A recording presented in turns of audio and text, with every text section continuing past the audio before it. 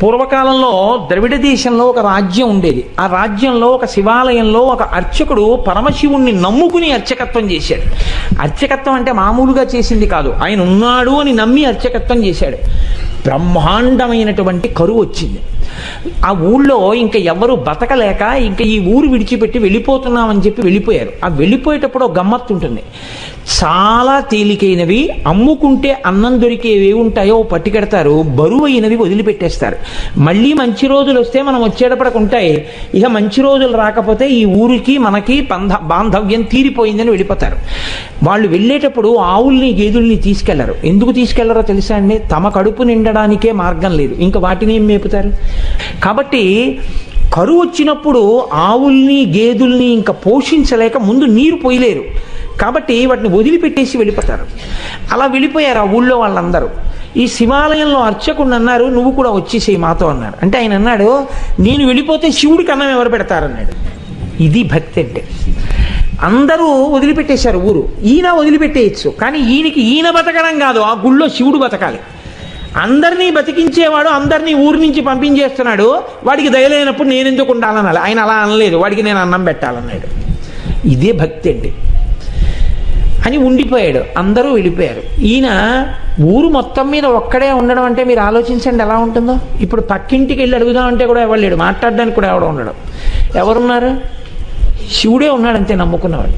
ఆయనకే చెప్తున్నాడు, అందరూ వెళ్ళిపోయారయ్యా, నేను ఒక్కడనే ఉన్నాను, నీకోసమే ఉన్నాను. నేను వెళ్ళిపోతే నీకు ఇంత ముద్దెట్టేవాడు లేడు, ఇంత ముద్దెడదామని ఉన్నాను. నాకు దొరికితే నీకు సగం పెడతాను, నాకు దొరకడం మానేసింది అనుకో, ఇద్దరం పస్తుందాం అని చెప్పాడు. శివుడి మనసు కదిలిపోయింది ఈ భక్తికి. ఇదండి భక్తి అంటే. నేను అందుకే తరచూ ఒక మాట చెప్తా, భక్తి అంటే మనసు విప్పి భగవంతునితో మాట్లాడుట. ఓ స్తోత్రాలు చదివేయడమును ఇలా ఇలా ఇలా ఇలా ఇలా యాక్షన్ 500లు భక్తి అనరు. మనసు విప్పి భగవంతుడితో ఉన్నదున్నట్టు నిలబడి నిజాయితీగా ఉండుట, దానికి భక్తి అని పేరు. నిరంతరానుసంధానము ఈశ్వరుడితో. అది తైలధార పాత్రలోంచి పాత్రలోకి పడ్డట్టు పడుతూనే ఉండాలి. కాబట్టి చూడండి, ఇప్పుడు కదిలింది ఈశ్వరుడి గుండె. ఆయన అన్నాడు, ఒరే నువ్వు అక్కడివి నా కోసం ఉండిపోయావు, ఫోన్లో పంచి నీకు చాలా డబ్బు వచ్చే మార్గం ఒకటి చెప్తాను. నేను ఒక శ్లోకం ఒకటి రాసిస్తాను. ఈ రాజ్యానికి ఉన్నటువంటి ప్రభువు చాలా సాహిత్యమునందు మక్కువ కలిగినటువంటి వాడు. కాబట్టి ఆయన నువ్వు పట్టుకెళ్ళి ఈ శ్లోకం చెప్తే చాలా సంతోషించి నీకు కానుకలు ఇస్తాడు. నువ్వు ఆ కానుకలు తెచ్చుకుని దానితో నువ్వు బతుకు, నాకు నైవేద్యం పెట్టు అన్నాడు. అంటే అలాగే అంగీకరించి ఆ గుడిలో ఉండేటటువంటి అర్చకుడు ప్రభువు దగ్గరికి వెళ్ళాడు. వెళ్ళి పరమశివుడు రాసిచ్చినటువంటి పత్రాన్ని తీసి ఆ పద్యాన్ని చదివాడు. సింధుర రాజగమనాద్ధమ్మిల్ల బంధంబు సహజ సుగంధంబు. అందులో ఉంది, పార్వతీదేవి యొక్క కేశపాశము సహజమైనటువంటి సువాసనతో కూడి ఉంటుంది. సింధురరాజగమనాథమ్మిల్ల బంధంబు సహజ సుగంధము. సింధురరాజగమన అంటే ఏనుగు ఎలా నడుస్తుందో అటువంటి ఏనుగు యొక్క నడక వంటి అందమైన నడక కలిగినటువంటి పార్వతీదేవి యొక్క కేశపాశము సహజమైన సుగంధము కలిగినది.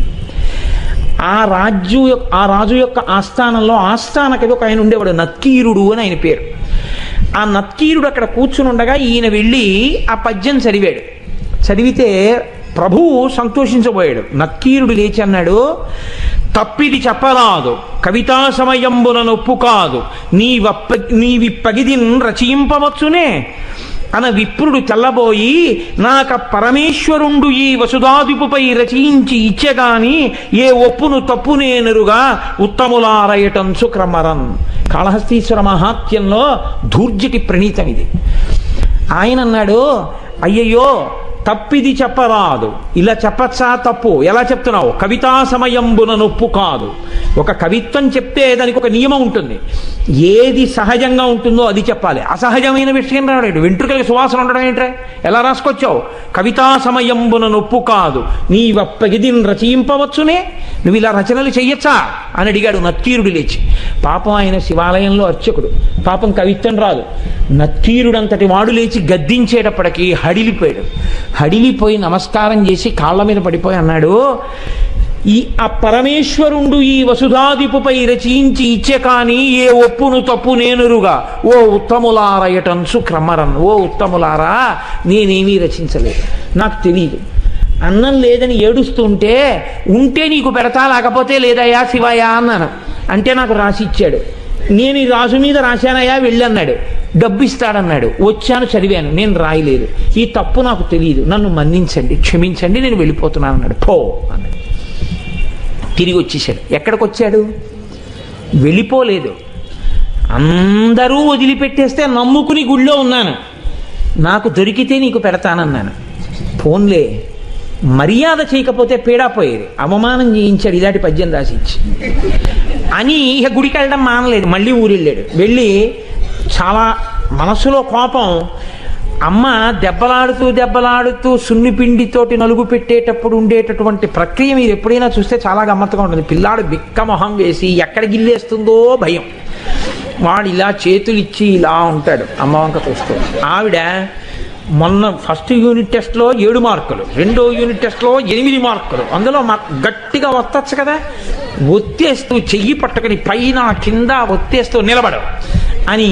మీ నాన్నకి పట్టదు, ఎప్పుడు ఉపన్యాసాలు అని ఇలా అంటూ ఉంటే తొడల దగ్గరికి వచ్చేటప్పటికి ఏ పిక్క తిప్పేస్తుందో అని వాడు అలాగే బిక్క చచ్చిపోయి ఉంటాడు.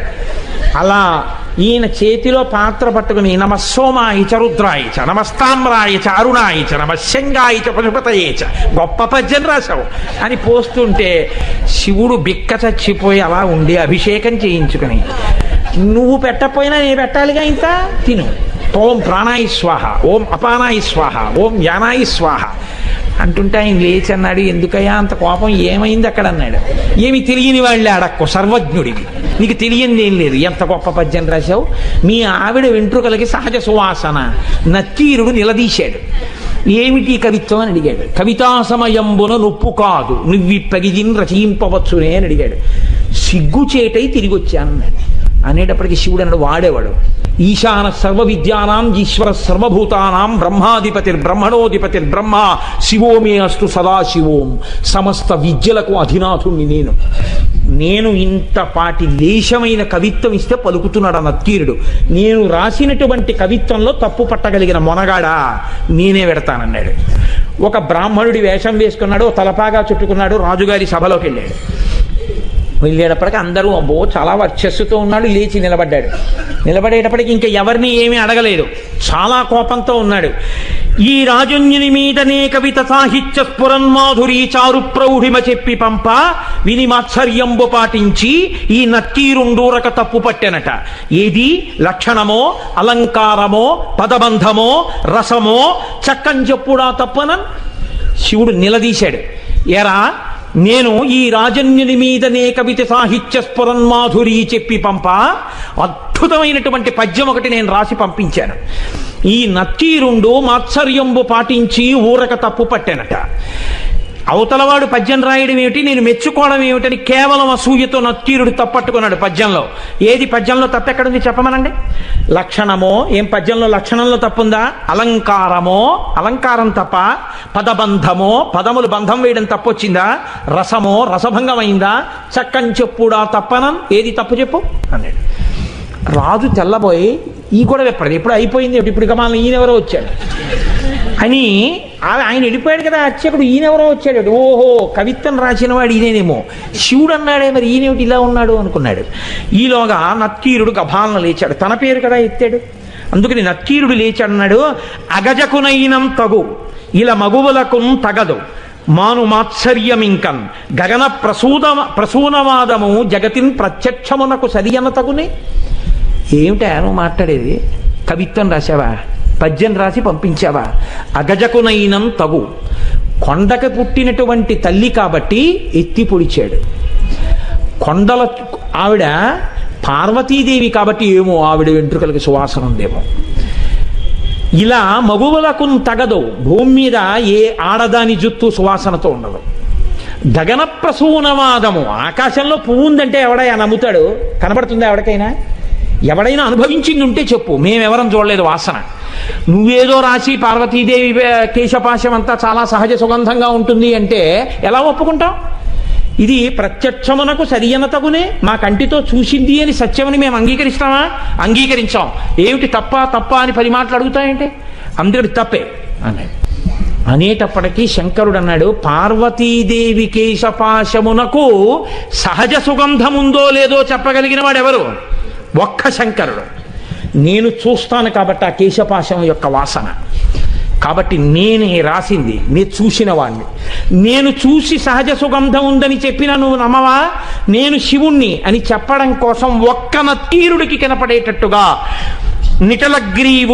నీలగ్రీవుండు నిటల నేత్రము చూపాను.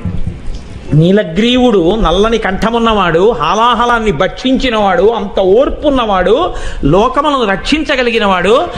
వీడికి నేను చెప్పింది నిజమే అని చెప్పాలని పరమశివుణ్ణి నేను అబద్ధం చెప్పవలసిన అవసరం లేదు. ఆమె నా భార్య. నేను నిరంతరం వాసన చూసిన కేశపాశం అది. నేను చెప్తున్నానని చెప్పడం కోసమని 3వ కన్ను చూపించాడు. చూపిస్తే అహంకారం అండి నక్కీరుడికి. తను నమ్మింది, తనకొచ్చిన 4 పద్యాలు గొప్ప అనుకున్నాడు. పరమశివుడంతటి వాడు 3వ కంటితో త్రయంబకుడై ఎదురుగుండా కనపడితే ఆయనే సుగంధిం పుష్టివర్ధనం ఉర్వారుకమివ బంధనాన్ మృత్యోర్ముక్షీయమామృతాత్ అంటాం. ఒక్కసారి మహాదేవుడి కాళ్ళ మీద పడితే ఏ స్థితిని పొంది ఉండేవాడో ఆయన అన్నాడు, తల చుట్టువార కన్నులు కలిగిన పద్యంబు తప్పు కాదనవశమే, వలదిచ్చట నీ మాయా విలసనములు పనికిరావు విడువమటన్నాను. 3వ కన్ను కాదు, నీ తల చుట్టూ కళ్ళు చూపించినా నువ్వు చెప్పిన పద్యం తప్పే. అహంకారం చూడండి ఎలా ఉంటుందో. అన్ని విద్యలకు ఆలవాలమైనటువంటి శంకరుడే వచ్చి చెప్తే ఎందుకు వచ్చిందిరా? మహానుభావుడు చెప్తున్నాడు, ఏమో నా తల్లి కేశపాశమునకు సుగంధం ఉండి ఉండవచ్చు. ఆ అనుభవము, నేను అలా అమ్మ కేశపాశ దర్శనం చేయగలిగిన భాగ్యాన్ని శంకరా నాకు కూడా కృప చెయ్యని పాదాల మీద పడాలి. తన విద్యతో వాదన చేస్తున్నాను అనుకున్నాడు. నీ తల చుట్టూ కళ్ళు చూపించినా నీ పద్యం తప్పే అన్నాడు. వెంటనే శంకరుడు అన్నాడు, నీవు కుష్ఠవ్యాధి చేత భయంకరముగా పీడింపబడదువుగాక. ఉత్తర క్షణంలో ఒళ్ళంతా వివరణమై కుష్ఠవ్యాధి బయలుదేరింది. ఇప్పుడు పరమశివుడి కాళ్ళ మీద పడ్డాడు. అయ్యయ్యో తండ్రి, వచ్చిన 4 ముక్కలకి కన్ను మిన్ను కానక అహంకారంతో ప్రవర్తించాను. ఖచ్చితంగా జగదంబ యొక్క కేశపాశము సుగంధభరితమే అయి ఉంటుంది. నన్ను అనుగ్రహించి నాకు క్షమాభిక్ష పెట్టు అని ఆయన కాళ్ళ మీద పడ్డాడు. శివుడు అన్నాడు, నువ్వు కైలాస పర్వత శిఖర దర్శనం చేస్తే నీ యొక్క పాపం పోయి నీకు మళ్ళీ ఆరోగ్యం కలుగుతుందని అంతర్థానం అయ్యాడు. ఇప్పుడు ఈ కుష్ఠవ్యాధితో బయలుదేరాడు. ఎంత వర్ణించాడో దుర్జటి. ఎప్పుడైనా అవకాశం ఉంటే కాళహస్తీశ్వర మహాత్మ్యం చెప్తాను, అప్పుడు విందురు కానీ. అప్పుడు మహానుభావుడు ఉత్తర భారతానికి నడిచి వెడుతూ కైలాసం కనపడక కుష్ఠవ్యాధి పెరిగి వేళ్ళు కాళ్ళు ఊడిపోతుంటే ఏడుస్తుంటే ఆనాడు సుబ్రహ్మణ్యుడు ప్రత్యక్షం అయ్యాడు ఒక చోట చెట్టు కింద. ఓరి పిచ్చాడా, మా నాన్న హృదయం నీకు ఇప్పటికీ అర్థం కాలేదు. కైలాసం అంటే కుష్ఠవ్యాధితో అక్కడ కడతావా? దక్షిణ కైలాసం కాళహస్తి శిఖరం చూడమన్నాడు రామా నాన్నగారని చెప్పి కాళహస్తి శిఖరం చూపించాడు. వెంటనే కుష్ఠవ్యాధి పోయింది. అప్పుడు అక్కడే ఉన్నటువంటి పాతాళగంగలో సరోవరంలో స్నానం చేసి శంకరుడి మీద ద్రవిడ భాషలో ఆయన బ్రహ్మాండమైనటువంటి కావ్యరచన చేశాడు. కాబట్టి అమ్మవారి యొక్క కేశపాశమునకు సహజమైనటువంటి సుగంధం ఉంటుంది అని చెప్పి పెద్దలైనటువంటి వారు ధ్యానమునందు